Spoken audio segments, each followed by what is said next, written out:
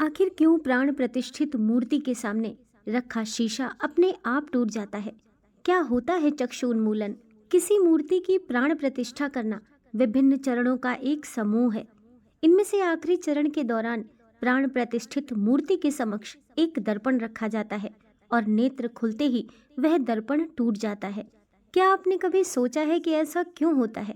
सनातन धर्म की अनेक मान्यताओं में मूर्ति पूजा का विधान है। भक्त अपने ईश्वर को किसी भी रूप और किसी भी स्वरूप में पूज सकता है। कोई उस सर्वोच्च शक्ति को गणेश का रूप देते हैं तो कोई कृष्ण का, कोई राम कहता है तो कोई दुर्गा। मूर्ति पूजा की स्वीकार्यता ने ईश्वर की भक्ति को बहुत आसान और सहज कर दिया है, क्योंकि निराकार स्वरूप में पूजना वाकई कठिन है। मूर्ति पूजा का विधान होने की वजह से हिंदू धर्म में प्राण प्रतिष्ठा भी अपना एक विशेष महत्व रखती है। जिस मूर्ति में प्राण प्रतिष्ठित होते हैं वह किसी भी भक्त के लिए स्वयं भगवान के रूप में स्वीकार कर ली जाती है। शास्त्रीय विधि विधान द्वारा की जाने वाली प्राण प्रतिष्ठा विभिन्न चरणों का एक समूह है, जिसके द्वारा उसे विशिष्ट मूर्ति में दैवीय ऊर्जा का संचार किया जाता है और वह मूर्ति उस विशिष्ट ऊर्जा का सचेतन अवतार बन जाती है। मूर्ति की आंखों को प्राण प्रतिष्ठा तक एक पट्टी से ढक दिया जाता है और करीब एक सप्ताह तक पूजा पाठ और मंत्रोच्चारण किया जाता है। प्राण प्रतिष्ठा के अंतिम चरणों में से एक विशेष चरण है जिसे चक्षु उन्मूलन कहा जाता है। जब ये प्रक्रिया पूर्ण होती है तब देवता के नेत्र खुल जाते हैं। अपनी उस दृष्टि से देवता आशीर्वाद देना आरंभ करते हैं। जब देवता की आंखें इस प्रकार खोली जाती हैं तब उस मूर्ति के सामने एक दर्पण रखा जाता है, न सिर्फ जीवंतता या भावना को मायने देने के लिए, बल्कि देवता भी उस दर्पण में अपने उज्जवल व्यक्तित्व को देख पाते हैं।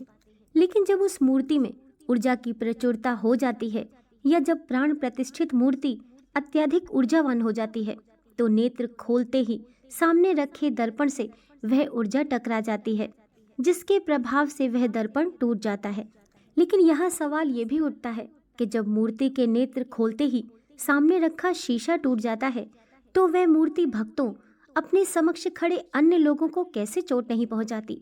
निश्चित रूप से यह उस मूर्ति में बसी उस दैवीय शक्ति के विवेक और करुणा का ही प्रभाव है। विशेषज्ञों के अनुसार भक्तों के दर्शन करने के भाव भिन्न भिन्न होते हैं। प्राण प्रतिष्ठा होने के पश्चात भक्तों को सबसे पहले ईश्वर के चरणों के दर्शन करने चाहिए और उसके बाद उनके चेहरे को देखना चाहिए।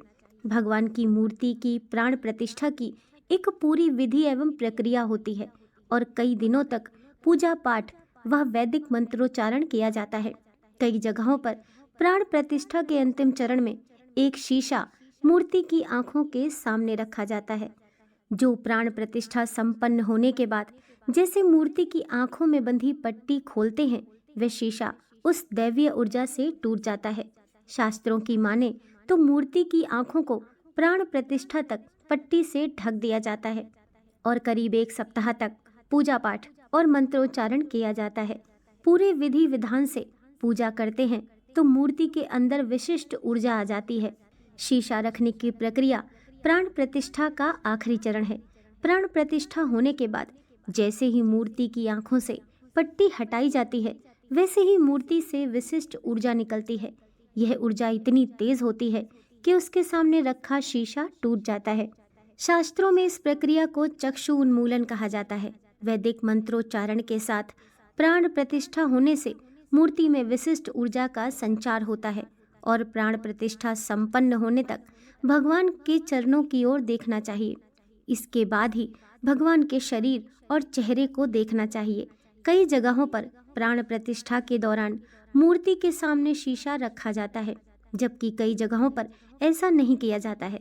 इसे लेकर अलग अलग मान्यताएं हैं। हालांकि राम मंदिर प्राण प्रतिष्ठा के दौरान मूर्ति के सामने किसी तरह का शीशा नहीं रखा गया है। प्राण प्रतिष्ठा करने के लिए वैदिक मंत्र उच्चारण करना बहुत जरूरी होता है। इसके बिना ये प्रक्रिया अधूरी मानी जा सकती है।